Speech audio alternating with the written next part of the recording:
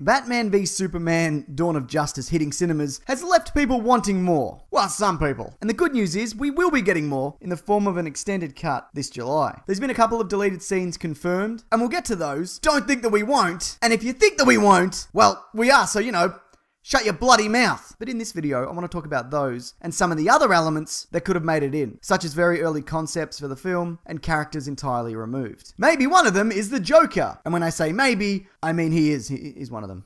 We'll talk about it. Now, very early on, Batman v Superman was to be a straight up Man of Steel sequel. Obviously, this didn't happen. Maybe because that movie didn't do super well. I mean, it did okay. It just didn't make like Dark Knight box office money. So the idea to include Batman stemmed out of a potential Man of Steel Easter egg, where at the end of the film, a crate full of kryptonite was to arrive at Wayne Manor. Snyder said once that was spoken out loud, they knew the direction that the film would then go. He also mentioned that when they knew Batman would make an appearance, Warner Brothers encouraged him to bring back cast from Christopher Nolan's Batman trilogy. He pushed back against this and ultimately won out, so that he could create a world where the characters of Superman and Batman could exist in the same universe convincingly. A number of Batman logo designs were considered before settling on the Dark Knight Returns version, as were variations on his suit, including one armor that's very similar to the one worn in the Night of Owls storyline. Batman at one point was also considered to be older and grayer, again more in line with the Dark Knight Returns, and more of his armor was to be stripped away during his battle with Superman. Lex also had slightly less worse hair, arguably, but he was pretty much always going to be the younger tech mogul version that we saw. Except Snyder did mention that the usual suspects were considered for the role, including Bryan Cranston. Doomsday went through a myriad of designs, including this one, where we see Batman do more than just run and hide for most of the battle. Some rough sketch work also shows Superman beating up a group of people, though it's not clear who or where, and Batman was also to have a machine gun, probably in the Doomsday fight, considering he's standing with both Wonder Woman and Superman. As mentioned, a few DC individuals ultimately didn't make the cut. But Jenna Malone's character, heavily rumored to be Barbara Gordon, formerly Batgirl, now Oracle, shot all those scenes but then had them removed. They'll though turn up in the 3-hour cut, which we will get back to in a minute. Both the Joker and the Riddler were also to cameo, but it was decided that they drew too much attention away from Batman and Superman, though they still get a few little nods. All of which can be seen in my Easter egg video that looks like this picture of the image I made for it. Funnily enough, Snyder wanted Christian Bale to appear, but as a character very different from his version of Bruce Wayne or Batman. This in the end didn't pan out, probably to ensure audiences weren't confused, so I guess they just thought, we'll just add more dream sequences within flashbacks or whatever. And speaking of casting that didn't happen, Jesse Eisenberg originally came in to play CIA agent Jimmy Olsen, the idea being that the audience would think that he'd play a major role before being killed off almost immediately. Kind of like Steven Seagal in Executive Decision, which as we all know is the greatest and best movie of all time and is the high watermark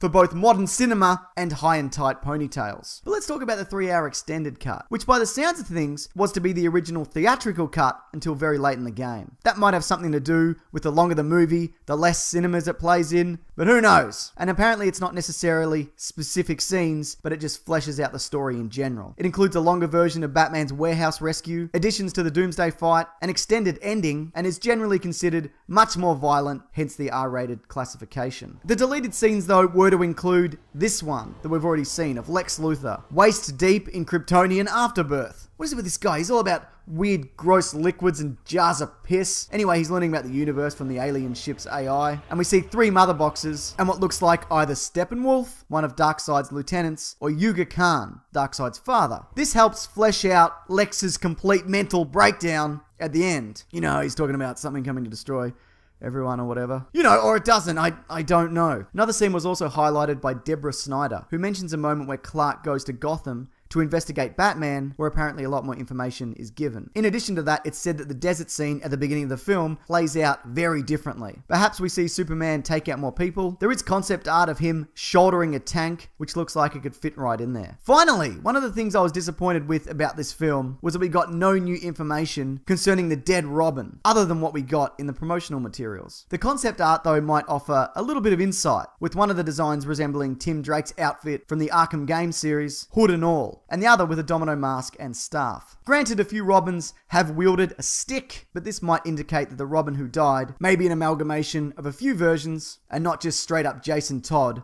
who was the one killed in the comics. I just mentioned this because I'd like to see it expanded on, but maybe they're saving it for future films. But speaking of, what out of all this would you have liked to have seen make it into Batman v Superman? Or even an idea that's not here, that's your own? If you have any thoughts, please feel free to leave them below. Or even check out some of my other videos, including an animation of the cancelled Batman vs Superman movie from 2004. Also have a podcast linked below. It's called The Weekly Planet. It's available on the internet, including portable mobile devices. You probably have one. Good for you. What an age we bloody live in. Alright, that'll do it. Thanks everyone.